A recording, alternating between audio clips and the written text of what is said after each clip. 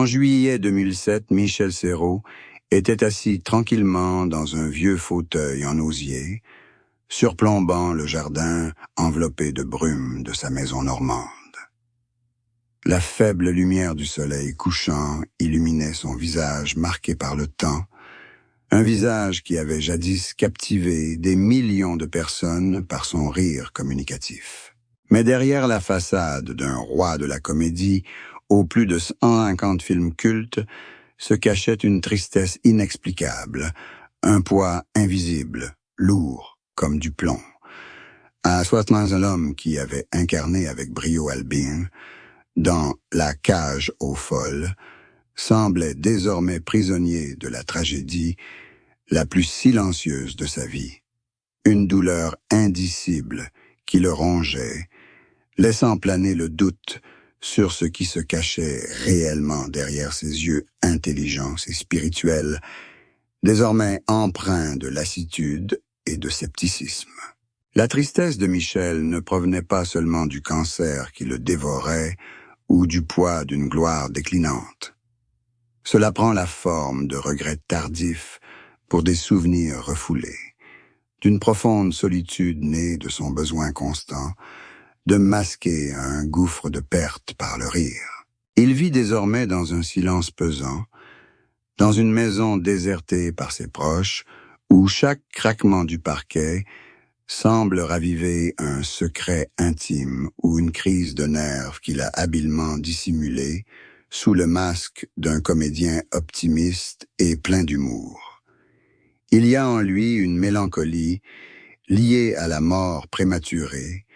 de sa fille Caroline, dans un tragique accident en 1977, la crainte que sa foi inébranlable ne s'effrite face à l'indifférence du destin, et une vérité douloureuse sur la perte de soi qu'il a ressentie, en s'immergeant dans une multitude de personnages excentriques, autant de traits qui ressurgissent soudain avec une force accrue dans le calme normand. Michel Serrault semble cacher la vérité d'une âme brisée par le poids d'une souffrance indicible, la vérité sur le fait qu'il ne trouve plus de sens aux applaudissements du public qu'il a passé sa vie à conquérir. La présence de cette tristesse est comme un courant froid sous-jacent qui monte lentement, suggérant qu'il dissimule un secret sur ses véritables sentiments face à l'existence, après avoir disséqué tant d'absurdités humaines. À l'approche de ces derniers jours, il se replia de plus en plus sur lui-même, se livrant à une sombre contemplation. Son silence n'était pas une préparation à un nouveau rôle, mais une lutte intérieure entre la préservation de l'image d'un maître de la comédie et le désir ardent de se libérer du fardeau des secrets concernant la vanité de la gloire. Le premier chapitre de cette conclusion est le portrait mélancolique d'une légende emprisonnée dans un château de souvenirs, où la tristesse est la note dominante et la vérité un fantôme tapi dans les recoins cachés de l'imagination, attendant une ultime occasion de se révéler avant que le rideau de la vie ne se ferme à jamais, laissant planer une question profonde. L'homme qui a fait sourire le monde a-t-il réellement trouvé la paix dans l'obscurité de sa vérité longtemps dissimulée? La vie amoureuse de Michel Serrault est un récit paradoxal entre la force inébranlable d'un mariage qui dura plus d'un demi-siècle et les séquelles d'une profonde détresse intérieure, fruit d'une tragédie familiale inguérissable. Son amour pour Nita naquit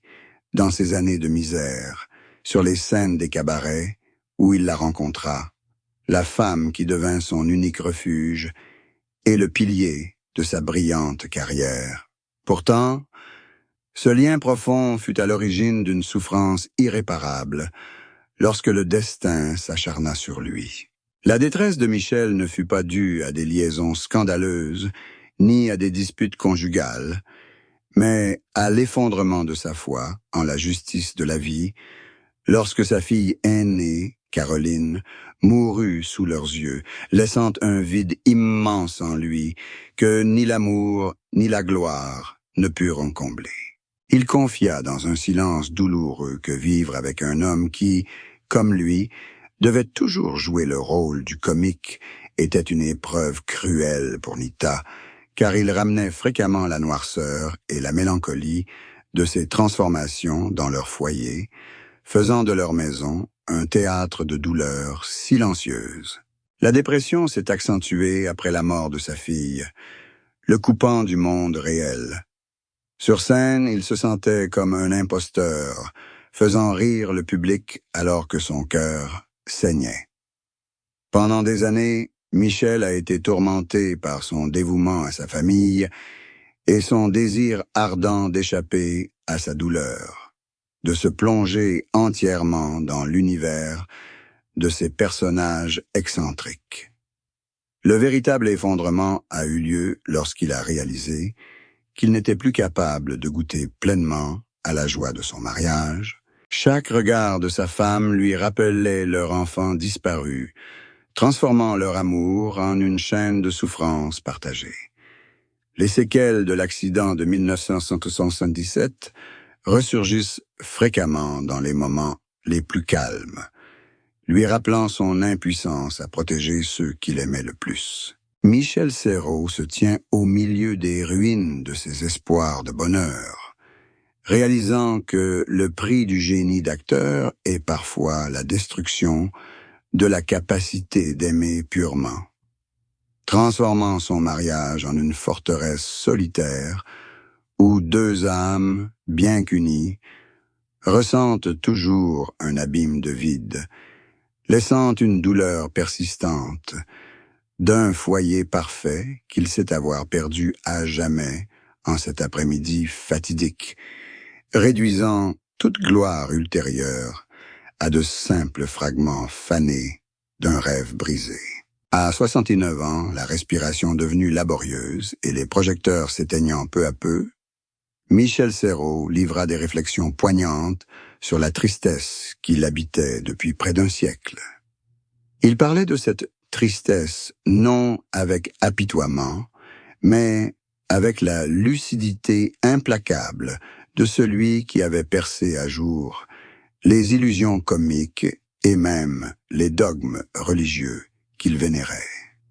À 69 ans, ma tristesse est une sorte de prise de conscience de la finitude du rire et de l'immensité de la douleur, confia-t-il dans un ultime entretien profondément personnel et philosophique sur l'existence. À cet âge, sa tristesse se manifestait par un épuisement mental extrême, car il réalisait avoir passé sa vie à nourrir la joie des autres, tout en souffrant lui-même d'un manque d'émotions authentiques. Il confessa que son plus grand chagrin était d'avoir perdu sa capacité à s'émerveiller du bien, son esprit s'étant trop habitué à disséquer les aspects les plus sombres et les plus ridicules de l'humanité à travers des rôles allant du meurtrier au pape. À 69 ans, il confiait être fréquemment hanté par les fantômes de ses partenaires disparus, comme Jean Poiret, les percevant comme des fragments de sa propre âme, réclamant un salut qu'il ne pouvait offrir dans la solitude normande. La tristesse de Michel provenait aussi de la prise de conscience d'avoir troqué une vie ordinaire et des émotions pures contre la gloire d'un grand artiste. Un échange qu'il regrette profondément à présent, au seuil de la mort. Il lui confiait que chaque soir, lorsque les lumières s'éteignaient, il était confronté à un vide absolu qu'aucun film, aucun César ne pouvait combler dans son cœur desséché. Sa tristesse, à 69 ans, est une déclaration d'une sagesse douloureuse, où il reconnaît que le succès financier et la célébrité ne sont que des masques dissimulant un cœur brisé par le doute quant à la foi et au salut. Son récit personnel est imprégné de l'esprit de celui qui se prépare à un dernier voyage où il ne veut plus jouer aucun rôle, mais aspire seulement à être Michel Serrault nu avec ses souffrances cachées. À 60 ans, Michel apparaît comme le portrait d'une lucidité désespérée, celui d'un homme qui a osé regarder dans son propre abîme et accepter que le chagrin soit son compagnon le plus fidèle, une entité vivante qui l'a aidé à exprimer les émotions les plus profondes, mais qui l'a aussi privé du droit de vivre une vie paisible et insouciante jusqu'à ses derniers instants. La carrière de Michel Serrault fut une succession de succès brillants et novateurs, des modestes prestations de cabaret à sa position dominante dans le cinéma français, couronné par 3 Césars. Mais derrière ces performances spectaculaires se cachaient des secrets qu'il garda longtemps enfouis, dans un silence absolu. Le plus grand secret de sa carrière résidait dans le terrible conflit intérieur entre sa foi catholique profonde et les rôles d'homosexuel ou de criminel psychopathe qu'il interprétait. Une contradiction qui, craignait-il, lui vaudrait la condamnation des milieux religieux ou l'incompréhension du public. Il cacha pendant des années le fait qu'il avait traversé de profondes crises d'identité, au point de se réfugier secrètement dans des monastères pour se repentir après avoir joué des rôles qu'il jugeait immoraux, une échappatoire à la réalité connue seulement de ses amis les plus proches. Michel dissimula également les secrets, des luttes acharnées en coulisses pour le contrôle des scénarios, où il usait de son pouvoir pour modifier l'intrigue afin d'apaiser une souffrance personnelle, transformant l'art en un outil égoïste d'auto-guérison. Son parcours recelait aussi des secrets d'épuisement mental, tels qu'il songea au suicide sur les plateaux de tournage, incapable de supporter la pression de faire rire les autres alors que sa fille venait de décéder. De plus, il garda secret le fait qu'il avait secrètement et anonymement apporté un soutien financier à des associations d'aide aux victimes d'accidents de la route, uniquement pour expier la mort de sa fille, un acte de rédemption silencieux qu'il ne voulait absolument pas voir révélé par la presse. Chacun de ces succès retentissants était, en réalité, le fruit d'une véritable torture émotionnelle, où il s'imposait un état d'anxiété constant pour maintenir le rythme de son travail. Michel portait en lui le secret de sa peur profonde des projecteurs et des foules, une ironie qu'il dissimulait toujours derrière la façade assurée d'une grande star. Sa carrière était une tour bâtie sur le secret et un contrôle absolu de son image, où il jouait toujours le rôle actif, mais était en réalité victime de ses propres illusions et dogmes, transformant son héritage culturel en une symphonie de vérité étouffée et de gloire ternie par le compromis entre paix intérieure et jeu d'acteur magistral, une vérité qui n'a commencé à transparaître qu'à la fin de sa vie. Dans les derniers instants avant que les lumières ne s'éteignent, confronté à la plus dure vérité de sa vie, Michel Serrault fit une confession bouleversante qui ébranla l'image de l'époux exemplaire et vertueux qu'il avait patiemment cultivé pendant plus d'un demi-siècle. Il admit que, derrière son dévouement à Anita, son cœur et son esprit n'avaient jamais vraiment appartenu à la réalité de leur mariage, mais avaient toujours été consumés par un amour obsessionnel et coupable pour son plus proche partenaire, Jean Poiret. Cette confession bouleversante ne concernait pas seulement un lien professionnel, mais la plus grande des trahisons, avoir aimé l'âme et l'empathie d'un homme plus profondément que celle de toute femme, nouant une liaison secrète qui dura des décennies au nez et à la barbe de tous. Michel confessa avec angoisse que chaque fois qu'il montait sur scène dans La cage aux folles, ses sentiments pour le personnage de Jean n'étaient pas du théâtre, mais l'expression d'un désir profond d'harmonie spirituelle qu'il n'avait jamais trouvé chez lui. La vérité choquante était qu'il avait secrètement écrit des lettres d'amour à Jean, sans jamais les envoyer, dans lesquelles il confessait préférer renoncer à toute gloire pour vivre fidèlement ses sentiments interdits. Une vérité qui blessait profondément les valeurs catholiques qu'il professait. Il révélait que cet amour refoulé était la source de toutes ses excentricités et de sa tristesse constante,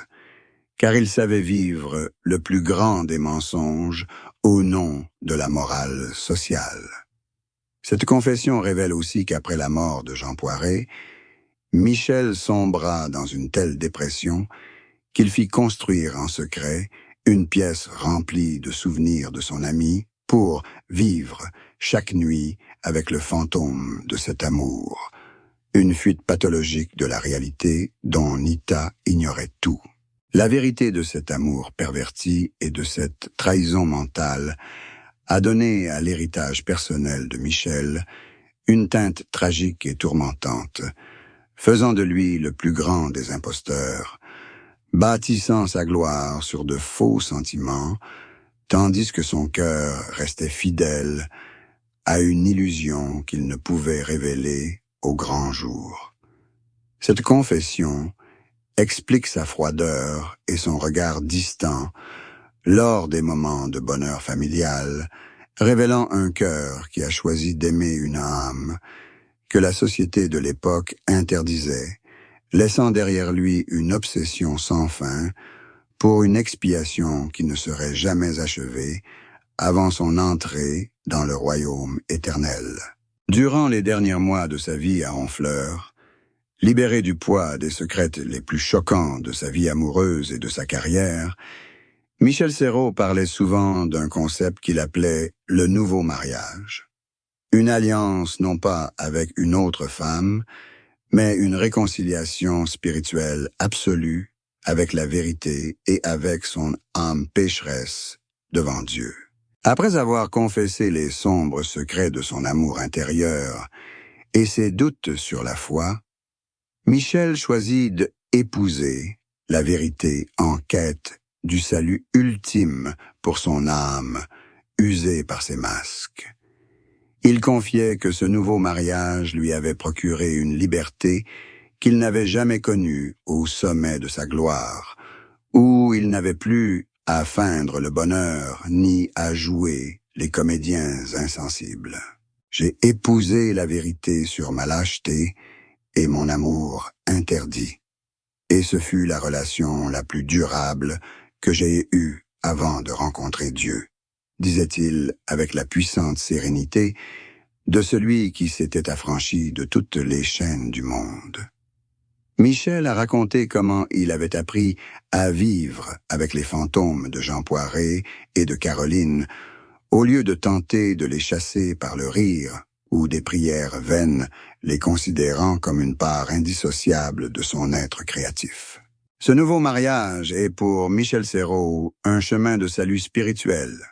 où il trouve la paix en se dépouillant des masques de stars de cinéma pour devenir un humble pénitent. Il a évoqué ces derniers jours passés à plonger son regard dans celui de Nita et à tout lui confesser. Une reconnexion avec la réalité qui a fait ressurgir des émotions pures qu'il croyait perdues à jamais depuis 1977. Son récit de cette période est empreint de sagesse et de compassion, témoignant du fait que même une âme voilée de ténèbres et de mensonges peut trouver la lumière grâce à une honnêteté absolue envers soi-même et ses proches. Dans ce dernier mariage, Michel apparaît comme un homme ayant véritablement trouvé un havre de paix, où l'amour n'est plus une lutte entre réalité et illusion, mais une douce acceptation entre une âme blessée et l'étreinte bienveillante du destin. Il conclut que, quels que soient les mensonges et les sombres secrets du passé, trouver l'harmonie avec sa conscience au présent était la plus grande victoire de toute une vie, lui permettant d'affronter la mort avec un sourire véritablement sincère pour la première fois de son existence. Le parcours de Michel Serrault, entre rires éclatants et abîmes de souffrances cachées, a marqué la fin d'un chapitre crucial, ouvrant un nouvel éclairage sur la nature humaine et l'art dramatique. La conclusion de l'histoire de Michel Serrault ne réside ni dans 3 Césars, ni dans des records au box-office, mais dans le courage extraordinaire d'une âme qui a osé affronter ses propres ténèbres pour y trouver la lumière de la vérité nue avant de disparaître à jamais. Michel a vécu une vie à l'image de sa plus grande pièce, pleine de contradictions, de drames, de mélancolie, mais menant finalement au salut par la confession et une honnêteté absolue. Son parcours, de jeune homme rêvant de devenir prêtre à roi de la comédie, est une leçon profonde sur le prix de la transcendance artistique et le pouvoir de se confronter aux recoins les plus secrets de l'âme. Il nous a appris que la tristesse n'est pas une fin, mais une porte vers une compréhension plus profonde de l'amour et de l'existence au milieu des sourires et des larmes. Le parcours, du premier chapitre empreint d'une mélancolie invisible dans les jardins normands au chapitre final consacré à la réconciliation spirituelle, forme un cercle parfait à l'image d'une âme qui, après avoir touché le fond du mensonge, a atteint la vérité ultime de l'existence. Les secrets enfouis de l'amour, les trahisons de l'esprit et les tourments de la foi composent un portrait de Michel Serrault plus authentique et vivant que n'importe quelle interview glamour. Un homme plein de failles, mais d'un courage incroyable dans sa quête de soi. Il n'est plus seulement une icône du cinéma français, mais aussi un symbole d'intégrité tardive et de sublimation de l'âme par la confession. Son histoire s'achève dans le calme serein d'un crépuscule, laissant derrière elle un testament spirituel, oser affronter ses propres démons pour trouver la paix intérieure, avant de sombrer dans le flux éternel du temps et de la mémoire humaine. Alors que le rideau tombe définitivement en 2007, nous découvrons l'immortel Michel Serrault, un homme qui a conquis le monde par le rire, mais s'est racheté par la vérité, nous rappelant que le plus grand amour est la réconciliation avec soi-même, laissant une empreinte profonde sur le paysage culturel mondial, en tant que grand clown ayant trouvé la véritable voix de son âme dans l'obscurité de la vérité révélée. La vérité révélée. La vérité révélée.